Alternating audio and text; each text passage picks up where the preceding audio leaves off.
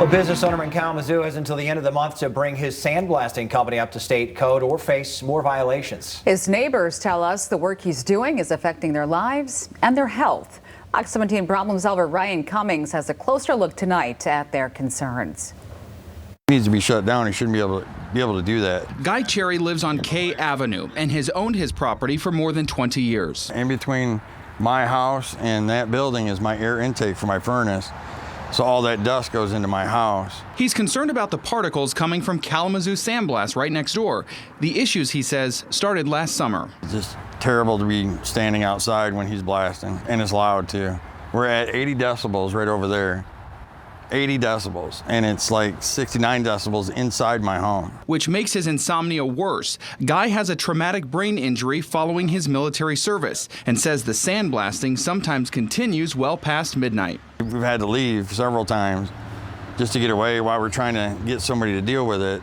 I've had to leave my own house. This medical document from the Battle Creek VA shows his asthma is getting worse. The doctor saying it's been affected by recent occurrence of neighbor raising dust that gets into his home. I've been using my emergency hailer so much, he had to give me a different medication. Guy is also an avid beekeeper. His hives are about 100 yards away. He told me that all of the insects have died, and he thinks the sandblasting had something to do with it. Even his friends have issues when they visit. The clouds of stuff that come over, and you get all that in your mouth, you taste it, you taste metal. Jeffrey Lee stops by Guy's house a couple of times a week, and that metal taste, he says, is sometimes lingering for days. It's like a really fine grit. So when you wash your vehicle, you got to be careful you don't take the finish off with it. It's all over the top of the snow. This video shows just how dirty Guy's backyard was in the winter. The dust and dirt all over his carport and vehicles. The same material is covering Brandon Robart's sports car inside his garage. So I got some pictures back in March right after I washed it, and it was spotless, and it hasn't moved from the garage since then, and it looks like a 15-year-old barn find at this time. Brandon's lived here for more than 11 years and also started having issues last summer. They run from 7 or 8 in the morning to maybe up to 10 o'clock at night, a lot of the time 7 days a week. The blast media he's seeing on his property is abrasive. If you just wipe it off, it will scratch the paint. The dust and noise even affecting his social life. It makes it so you can't use your backyard. You can't have friends and family over to grill out. The area is zoned commercial and residential. This map shows just how close they live to the company. Brandon on the left, Guy on the right. Kalamazoo Sandblast is literally right in between them. They started small in November and December, filing noise complaints with Comstock Township. They were supposed to come out and inspect this hoop building because they never pulled a permit. We actually contacted CABA, the Kalamazoo Area Building Authority, and they have not pulled a permit for that building. The township confirmed that the owner does not have the proper permit for that building, but when they came out for a noise complaint, found no violation. The neighbors then contacted the EPA and Michigan Department of Environment, Great Lakes and Energy. Eagle visited Kalamazoo Sandblast in January. 10 days later, it issued this violation notice, saying the company did not have the proper filters, the building was not airtight, and the site did not have a permit to install. Eagle says the company's owner, Joe Cornelius, committed to having the building entirely enclosed and airtight by March 26th. But when the agency returned to the site in April, that was not the case, so it issued a second violation. Shortly after that letter, Kalamazoo Sandblast posted this on Facebook, saying that it was upgrading its dust collection and filtration system to stay in compliance. 2 days later, the attorneys representing the neighbors sent a cease and desist letter asking the company to stop operating until it came into compliance. On May 11th, a judge granted this temporary restraining order, forcing the business to stop operating.